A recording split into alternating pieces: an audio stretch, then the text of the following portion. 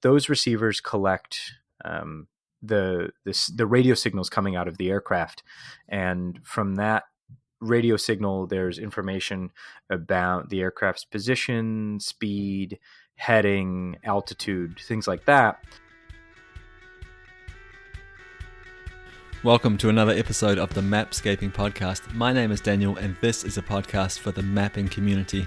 Today I'm talking to Ian from Flightradar 24, and Flightradar 24 tracks airplanes in real time. It's an interesting story, and I really hope you enjoy the interview. Hi Ian, thank you so much for taking the time to talk to me today. And what we're going to be talking about is Flightradar 24. Maybe you could tell us a little bit about the history of this website. Absolutely. Thank you so very much for having me. It's a pleasure to be here, and I'm glad we could sit down and chat. So Flightradar 24 started in 2006, 2007 as a side project, not even a side project, just as a small project within what was then our co-founders' flight and travel reservation booking service. Think, along the lines of, Kayak or something like that, where you're pulling in bookings from multiple sources to provide price comparison. And they were looking for a way to bring traffic to that site. And so what they did is they set up a couple ADS-B receiver antennas in Stockholm, Sweden, where they were based. And from there, they started to generate a map with traffic on it, air traffic, what was around Stockholm. And that little widget or embed that was on the price comparison site started to see more and more and more traffic, and eventually started to see more traffic than the price comparison site. So doing what any good business folk would do, they decided that perhaps there was an opportunity here to create a full-fledged service based on the ADS-B receivers and displaying that information on the map. And that is how Flightradar 24 was born. And I realize now, after hearing you tell that story, that I made a bit of a critical mistake right at the start there. I introduced Flightradar as a website, but it's not a website at all. I mean, it has a website, of course. We can go there and we can log on and we can see what's happening. We can see the flights from all over the world moving around. But what it actually is a network of receivers. And you mentioned a little bit about the kind of data that's been sent back and forth. But maybe we could dive a little bit into that network. How does it work?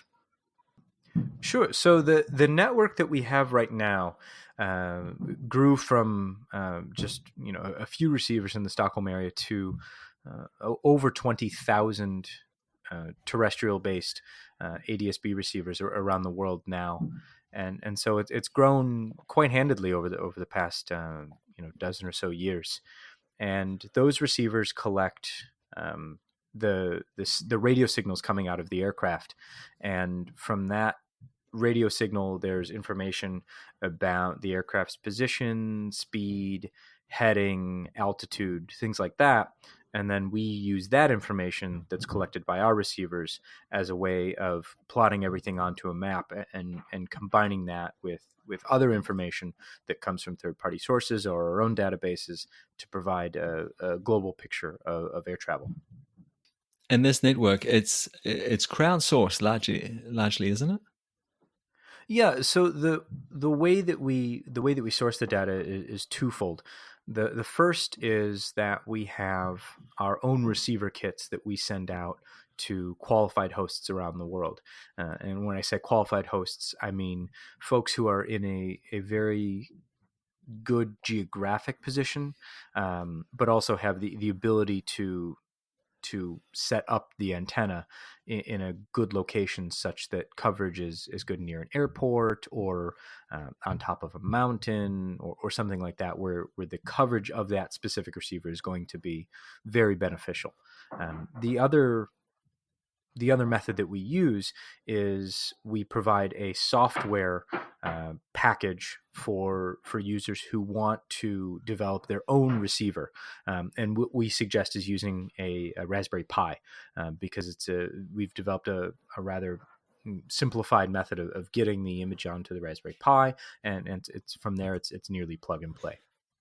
Okay, so we've got this huge network. We've got 20,000 receivers, possibly more, out there in the world creating this network. And each of these receivers is receiving data from the aircrafts that are moving around the world, and they're receiving altitude and call sign maybe and position. And I think in the pre-interview you said something about depending on what type of data is being sent, they could also be sending or receiving, sorry, some weather information. So we've got this huge network, and we've got this amazing live tracking of these aircrafts on a map. What are we doing with this data? What's the use case for this? Sure. So the use case is dependent on who the user is. We can segment the use case into a variety of kind of channels, and the first is I think the most personally important is someone who wants to know where a specific plane is because they have someone important to their lives on board.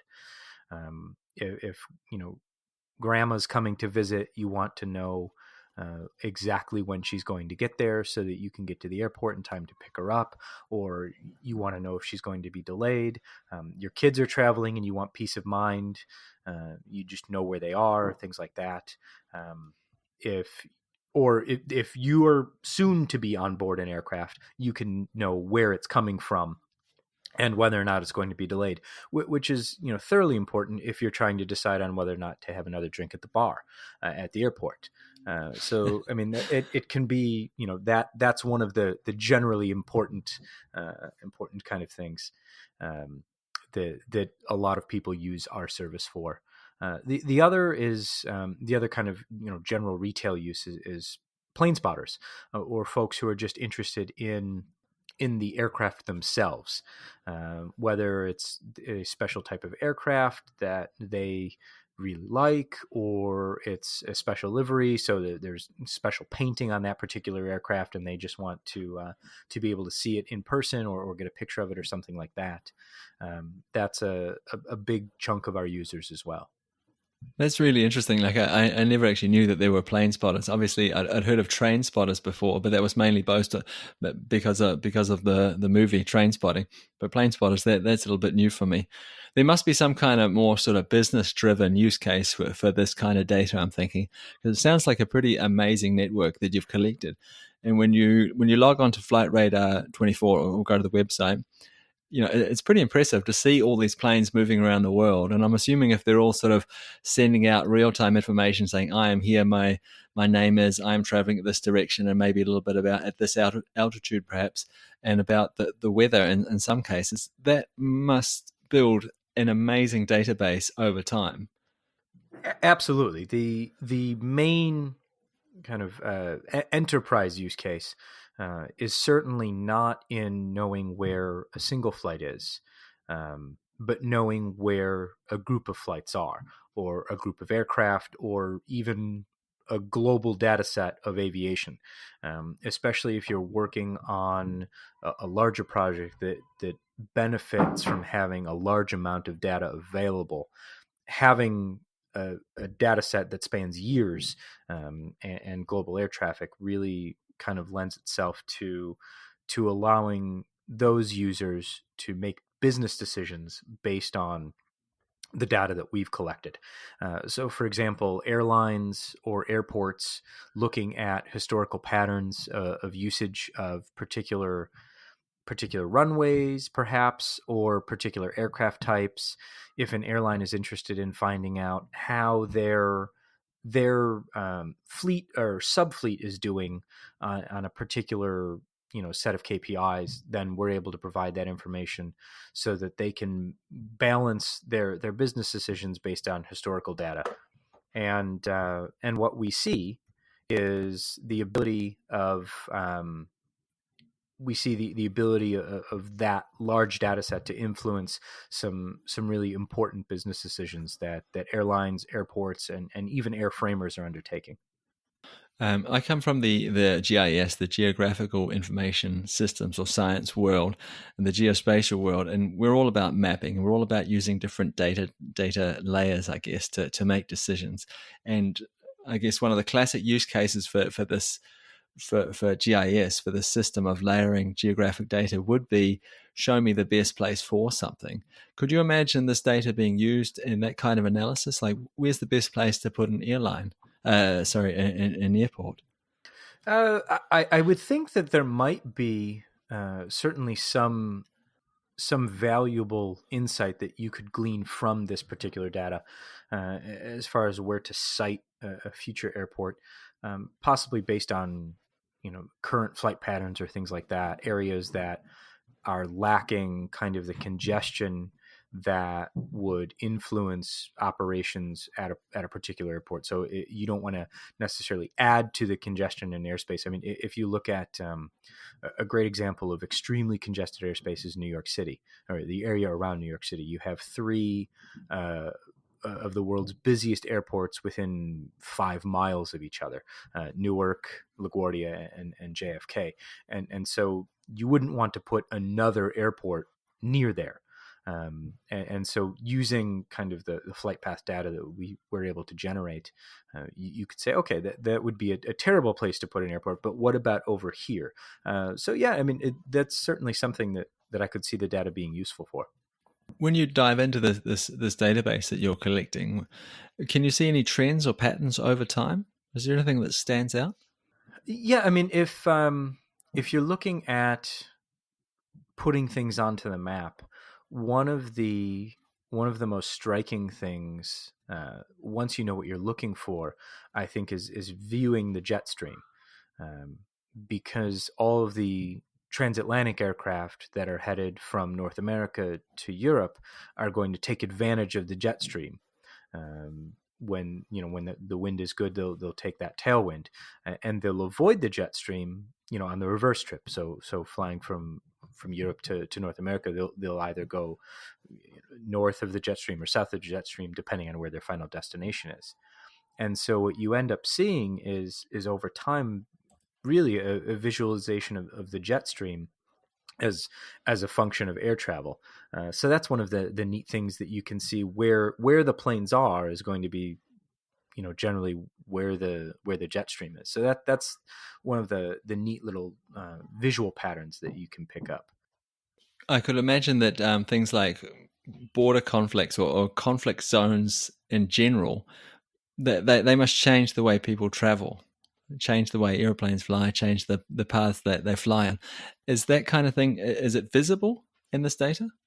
Absolutely. Absolutely. Yeah. And I would say the most striking example of kind of conflict zone avoidance at the moment is the most recent change in the India, Pakistan, Afghanistan corridor, where a recent kind of increase in tensions between India and Pakistan Pakistan closed its airspace, and so flights that would normally fly to Southeast Asia from Europe and transit Afghanistan, Pakistan, and India are now flying around. So Iran and then through Oman airspace into India.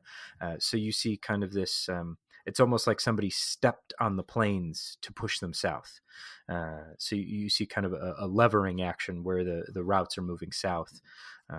Over the past few years, the most striking example would probably be Eastern Ukraine, where you see very few flights there, but flights immediately along the border in Russia, along the eastern border of Ukraine in Russia, and then as well as the western half of Ukraine. Syria is another one, where there aren't a lot of there's not a lot of traffic and not a lot of airlines willing to fly over Syria or allowed to, for that matter. And then the reopening of Iraqi airspace to commercial traffic after a good number of years, I believe in 2017, shifted things back from Iran had become a very heavily trafficked corridor, and now that the Iraqi airspace is open, you see a thinning there. So you can see kind of a new 2-lane highway open up as flights traverse north and south. When you talk about this, it seems really obvious. I mean, of course, planes would deviate and take another flight path, to avoid these zones. That makes perfect sense. But it's not something you experience or think too much about as a passenger. You just sit on the plane and assume you're going to end up, you know, at the final destination unharmed. Yeah, well, of course, and the one of the things that I think is very interesting that, and like you said, you don't really think about it unless you're interested in it, or if something happens, and things like that, is that there are so many flight paths around certain either conflict zones, or you're deviating around weather, or things like that, and you see these holes open up around thunderstorms, or around areas that you don't want to be flying over, and things like that, and then they become patterns that you're always looking for, where if you're on our site and you see a kind of, there's no planes in a particular area, you go, oh, I wonder if there's a storm there, and then you can turn on a weather layer and say, yes, there's in fact a thunderstorm there, and flights are going around. That brings me actually to another question. We talked earlier about that you integrate this flight data, flight paths with other kinds of data. So weather is one of those data sets. Do you use any other kind of data sets? Yeah. So the information that comes from the aircraft is just about that particular craft, and is just the location data, and associated kind of data points of speed, heading, and things like that. But to provide a really useful service, what we need to do is tell folks what that aircraft is, um, and whose aircraft it is, and where it's going, where it's coming from. So all of that information comes from either our own database of aircraft and airports and things like that, or third-party databases that provide the scheduling information and associated information as far as that goes, so that you can combine that information with the information of where the aircraft is to provide a more holistic picture. Absolutely. That sounds like a good approach, and it sounds like a useful thing to be doing, combining data, especially of those data types. When you look out into the future, if we look at 5 years out for Flightradar, where do you see the service? Where do you see the network as well? I think the big thing is, our focus has been for the last number of years, and continues to be global coverage, and tracking every flight that we can possibly track. And so over the next 5 years, and even before then, our focus is expanding the terrestrial network as much as we can, especially improving upon our receivers and the network, both in terms of geographic scope, but also in terms of technical ability, things that we're doing to improve radio reception and transmission speeds, and things of that nature, so that the technical aspects of the network are even bigger. But I think the big leap is certainly going to be the inclusion of satellite data and external data sources that allow us to take advantage of new technologies that are able to host receivers, especially the explosion of space technologies and nanosatellites and things of that nature, that allow us to more easily and inexpensively partner with a variety of organizations that are moving in that direction. Could you imagine that a satellite could actually replace the terrestrial network at some stage? Could you track everything by satellite? You could, but the terrestrial network, I think, really maintains a is the heart of what we do, and it'll remain so for a very long time. Not the least of which is the importance of having multiple sources, especially for when you're collecting radio signals and things of that nature. We need to have the ability to collect from multiple sources. But one of the things that the terrestrial network offers that the satellite network doesn't offer at this point is multilateration, and so the ability to use those fixed position receivers to determine the position of aircraft that aren't necessarily sending out the position information, but just a radio signal that tells us that I'm an aircraft, and then we have to calculate the rest of that information out of based on the time difference of arrival of those signals. So the ability to have an in-position terrestrial network really helps us in that regard. But it also provides a checksum of sorts on the ADS-B data coming either from the terrestrial network or from a space network, in the ability to use multilateration as sort of a tool to create a checksum to understand the ADS-B data a little bit better.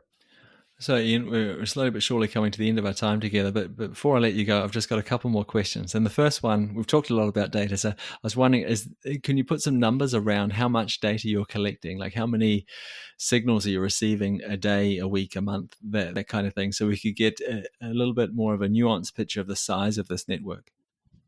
Sure. So the I guess funny is an interesting word, but I'll go with funny because I got a good chuckle out of it. There's not a lot of data coming in because the data is designed to be so small. I mean, when we're talking about data, it's a lot, but a daily volume is about 400 gigabytes. Which when I first started, I thought surely there's terabytes of data coming in. There's got to be so much, but when you dig into it, the radio signals are designed to be. I mean, they're designed to be economical. The signals are designed to be small, as far as the amount of data that they're sending. So the daily volume inbound to all of our receivers is about 400 gigabytes. Obviously, that number grows when you start including, throughput and things like that, and processing. But that kind of is a basic overview of the data coming in. Yeah, I guess for a global network of this scale, it's not a great deal of data, because I'm thinking that they don't just stop receiving. It's not like they start from 8 o'clock in the morning and stop at 4 o'clock. It's 24 hours a day, 7 days a week kind of thing. But yeah, so that's really interesting. Okay, the next question is, let's say I'm all in, which I am. I love what you're doing. It's a great idea, and it's obviously working. It's providing a useful service for lots and lots of people. But let's say I would like to be a part of this. How would I go about being a part of the network and setting up my own receiver? And would that in turn give me access to this data? Yeah, the great thing is that anyone can join the Flightradar 24 network. We have, like I said before, we have two kind of different tracks, and the first track is we will send you a full receiver kit if you are in a good position to provide some really good data, or you're in a position where we don't yet have enough coverage. And so what that kit includes is the actual radio antenna, a GPS antenna, and then the physical receiver box, the computer, and that's just plug and play into power and internet. You mount the antenna where, outside on a mast or your roof or something like that, where it has a view of the sky, and then you're all set. The second one is anybody can do this. You don't have to be in a great position. You don't necessarily have to have a 360-degree view of the sky. If you're just interested in radio signals or aircraft tracking or anything like that, you can get a Raspberry Pi, head to our website, and then click on Add Coverage. And we walk through all of the steps that you need to go from I bought a Raspberry Pi to I'm now feeding data into the Flightradar 24 network, and both of those options include a free business subscription. So as a thank you for providing data from your area, you get a business subscription, which includes lots of our best features, and it's the highest subscription we offer to individuals. So you get 2 years of historical data, different charting options, so aeronautical charts and things like that, weather features, and we're adding new features all the time. Ian, it's been really, really interesting hearing about your work and about the network and about the future possibilities of it. Before we say goodbye, where can we go to follow along and learn more about what you're up to? Sure. So the best way to follow along with the aircraft is just flightradar24.com, and then you can find us as Flightradar24 on a variety of social media platforms: Twitter, Facebook, Instagram, VK, LinkedIn, wherever you choose to be social, you can find us there. Excellent. Hey, thank you so much for your time. Really appreciate it. I appreciate you having me on. This was a lot of fun. Thank you so much. And that's it for another episode of the Mapscaping podcast. My name is Daniel, and I really want to thank you for listening to these episodes. It's much appreciated. If you want to reach out to me for whatever reason, you can find me on social media at Mapscaping on Facebook and Twitter. And also, if you have a friend that you think might enjoy these podcasts, or podcast episodes, I should say, please share it with them. I'd really appreciate it. Thanks again, and we'll talk again soon. Bye.